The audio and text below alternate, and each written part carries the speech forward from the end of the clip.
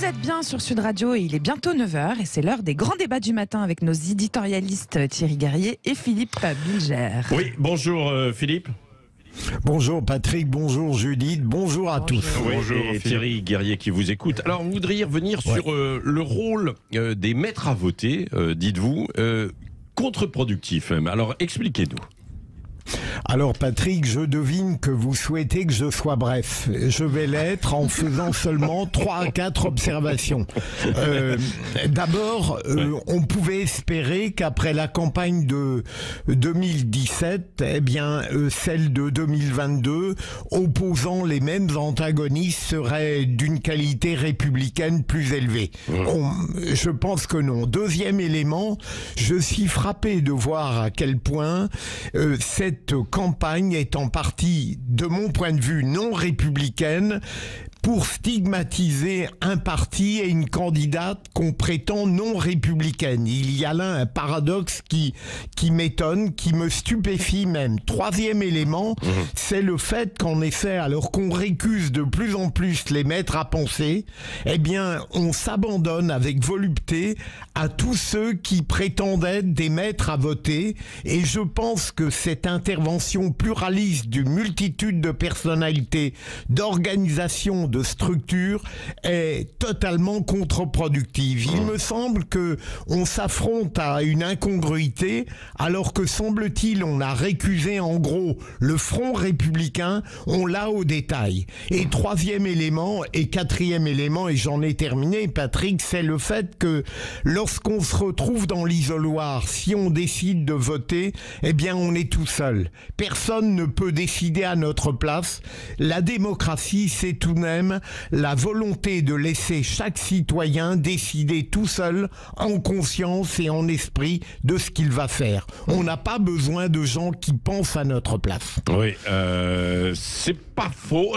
Thierry Guerrier, qu'est-ce que vous pensez de cette observation de Philippe Bilger? Écoutez, j'ai beaucoup de respect pour Philippe. Les consignes de vote ne servent pas à grand-chose. Sur ce point, je suis d'accord avec lui. Mais pourtant, imagine-t-on que des personnages de la stature, qu'on les trouve médiocres ou pas, de Nicolas Sarkozy, ancien président de la République, de François Hollande, ou d'hommes et femmes politiques de renom qui se disent républicains, ne se prononcent pas alors même qu'on leur pose la question. On trouverait ça bizarre, on trouverait même que c'est bon. Par ailleurs, je voudrais faire valoir quelque chose à notre ami Philippe, c'est qu'il y a un débat et que donc certains expriment le vote qu'ils vont faire au second tour fait partie du débat. Que ce soit perçu comme une consigne de vote, c'est une chose, mais il est légitime que dans ce débat, à défaut de maître à penser, moi je n'ai pas de maître à penser, mais j'écoute et le débat. Et je trouve que Philippe ferme la porte un peu vite à ce débat qui fait partie de la période, c'est légitime. Oui, Philippe Bilger.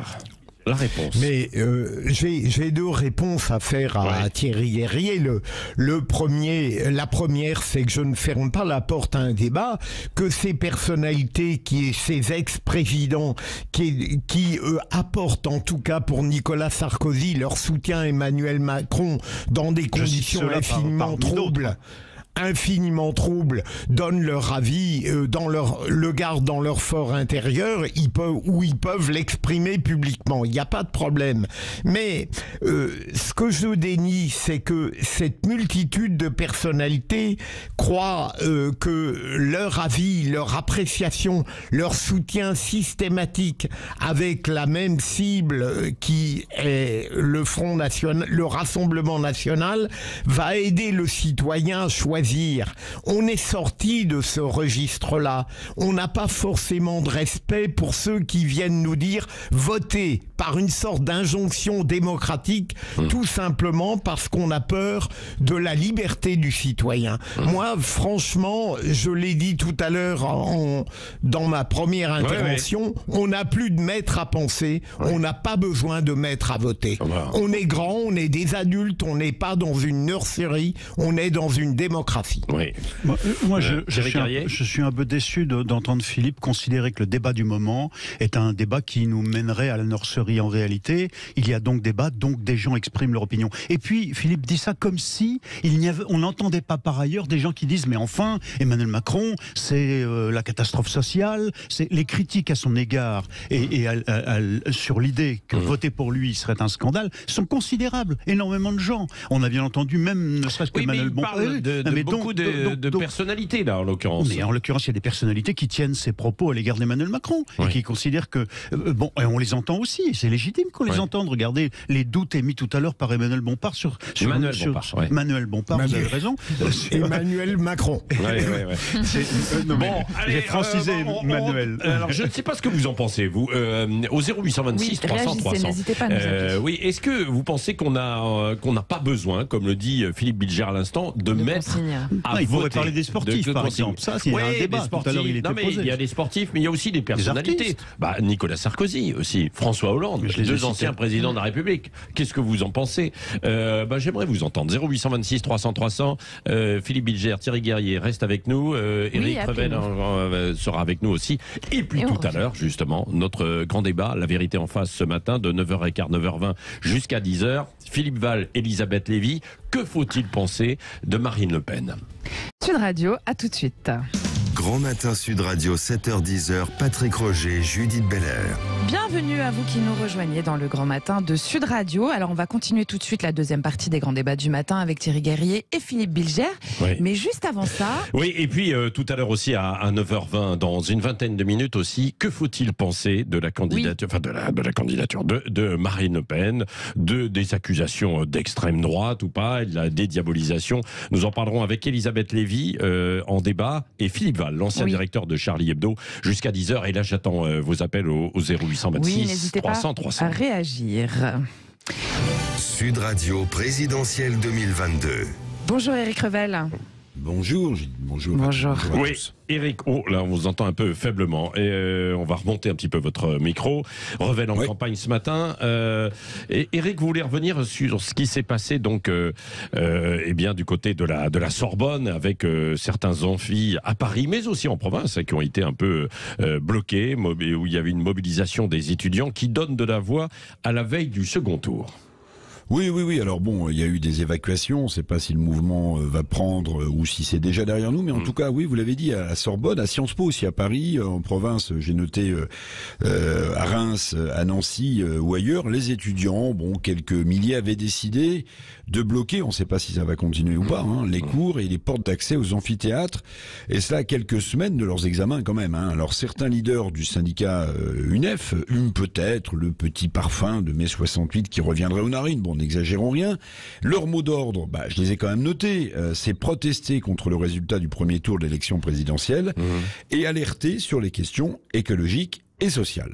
Certains étudiants portent des mots d'ordre comme l'écologie qui font sens, non, Éric? Oui. Moi, défendre le climat, se battre pour le social, oui, c'est plutôt noble et ça s'entend. Alors, les questions du moment, on le sait, mobilisent toujours les jeunes. Et puis, vous connaissez forcément l'aphorisme. Si vous n'êtes pas révolté à 20 ans et que vous l'êtes encore à 40, c'est que vous n'avez pas de cœur. En Sorbonne, on a vu cet exemple. Une poignée d'étudiants, donc avec du cœur, ont voulu nous rejouer le théâtre du Grand Soir. Alors quand même, graffiti sur les murs, dégradation des bâtiments, jet de poubelles, vous en avez parlé, de bouteilles, d'extincteurs par les fenêtres. Le folklore, hélas, étudiant classique. Des étudiants d'ailleurs, qui souvent après se plaindront de la dégradation de leurs conditions d'études. Je voulais aussi le dire. Oui. Vous parlez de folklore estudiantin. Ça vous choque, ce début de mobilisation? Ou est-ce que ce sont les mots d'ordre de cette mobilisation qui sont sujets à débat, Éric? Alors, la mobilisation, ça me gêne pas, ça me choque pas. C'est le folklore classique de cette jeunesse, souvent bourgeoise, qui frissonne déjà à l'idée de crier révolution dans la rue. Mais, oui, je voudrais revenir sur l'autre mot d'ordre de ce début de mobilisation estudiantine, qui est très bien résumé d'ailleurs par une banderole qui a été accrochée aux fenêtres de l'université avant l'évacuation. Alors la banderole disait, Patrick, Sorbonne occupée contre Macron, Le Pen et leur monde, fermez les guillemets, avant l'évacuation, donc sur la banderole. Contre Macron et Le Pen, si j'ai bien compris. Donc ces étudiants qui n'ont évidemment que le mot démocratie aux lèvres contestent le fait que Macron et Le Pen aient été choisis par le vote du peuple souverain pour s'affronter au second tour de l'élection présidentielle. C'est bien ça qu'il faut comprendre. Ces étudiants de gauche, sourcilleux et rebelles contestent donc, sans qu'aucun média d'ailleurs n'y trouve à redire, contestent ces étudiants le vote de la démocratie de leur propre pays, et ça passe, comme disent les jeunes, crème, sous le regard parfois admiratif de certains médias. Alors la révolte estudiantine, elle est sans doute consubstantielle à l'état de jeunesse, oui, ça a toujours été, mais que penser de ces jeunes adultes qui remettent en cause la démocratie électorale? Est-ce qu'ils préfèrent un régime plus autoritaire? On peut juste conseiller, si c'est possible, j'ose à nos jeunes étudiants de voter. Or, les 18-34 ans s'abstiennent fortement. Donc ils contestent, ils occupent, mais ils ne votent pas. Incohérence quand tu nous tiens. Commentaire sur ce mouvement étudiant avec vous, 0826 300 300, oui, Philippe Bilger et également Thierry Guerrier. Thierry, un mot? Un petit témoignage. Lundi matin, toute la journée de lundi, et puis mardi matin, Paris 8, Saint-Denis, une fac toute neuve, assez belle, formidable, dans laquelle il y a toute une série d'instructions en parallèle avec la Sorbonne, par exemple. Et bien lundi, occupation dès lundi par un groupe d'une 50aine d'étudiants de cette université. Dès mardi, il y avait les premiers examens de fin d'année pour toute une série d'étudiants qui ont failli qui ont vu leur année menacée, tous leurs efforts. Finalement, la direction, alors excusez-nous de vous demander pardon et de bien vouloir nous laisser travailler, ont fini par obtenir, juste avant le début des examens mardi, qui ont pu se tenir finalement, mais ça a été limite. Ils ont préféré rejoindre la Sorbonne parce que c'était plus symbolique et que ça les intéressait pas finalement. Mais les étudiants qui se présentaient, ce sont pas des étudiants qui payent 8 000, dont les parents ont les moyens de payer 8 000 euros d'école de commerce par an. Ce sont des étudiants modestes qui toute l'année ont travaillé pour essayer d'obtenir des diplômes et des qualifications qui vont les amener à travailler un jour. Ils ont 21, 23, 25 ans pour certains d'entre eux, et ce sont des enfants d'amis qui m'ont raconté cette histoire et qui étaient au bord des larmes à l'idée que leur année allait être foutue, tout simplement. C'est vrai. Éric Revel a raison. Ça rappelle bien sûr incohérence quand tu nous tiens. Non, mais et puis ça rappelle en fait beaucoup de mouvements. Il y a eu mai 68, c'était autre chose. Non, mais ça n'a rien à voir. Bien sûr. Mais est-ce qu'il peut y avoir d'ailleurs un mai 2022, Philippe Bilger? Peut-être, mais si vous le permettez, Patrick, je voudrais dire que j'adhère totalement à ce qu'a dit Eric et à la nouvelle intervention de Thierry. Il me semble qu'il y a eu quelque chose, par exemple, qui a démontré à quel point on avait abandonné toute éthique professionnelle et je dirais même toute morale démocratique. On en a peu parlé. Rappelez-vous, une présidente de l'université de Nantes n'a rien trouvé de mieux que de donner injonction à ses collègues de voter contre Marine Le Pen. Autrement dit, en violation totale de la réglementation qu'elle doit respecter et de l'obligation de réserve. Il y a quelque chose tout de même qui relève d'une putridité républicaine qui fait que les êtres qui devraient être les gardiens de la morale ne le sont plus. Allez, consigne de vote ou pas consigne de vote d'ailleurs, c'était aussi l'un des sujets juste avant et nous avons nos auditeurs au 0826 300 300 qui ont réagi. Qui avons-nous en ligne, Judith? Nous accueillons Bernard. Bonjour Bernard. Bonjour Bernard. Oui. Bonjour Sud Radio, bonjour aux invités, bonjour à Philippe Bilger. Bernard, bonjour. 66 de Font-Romeu. De Font-Romeu. Alors Bernard, sur ce que disait Philippe Bilger, on n'a pas besoin de mettre à voter. Que dites-vous? Mais je suis complètement... c'est un monsieur que je suis souvent sur les vraies voies. J'ai déjà échangé avec ce gentil garçon. C'est vrai, c'est un gentil garçon. Vous me rajeunissez. Ça lui fait du bien. Voilà. Non, mais absolument. Il fait beaucoup d'éloges le soir aussi. Voilà. Il est habitué. Non, moi j'en ai ras-le-bol. Pas besoin de tutelle, encore moins de leaders politiques qui sont des faux gardes-chiourmes, notamment Sarkozy qui, lui, je le suspecte d'avoir d'autres idées derrière. Il a envie d'effacer vous savez, l'ardoise magique sur certaines choses.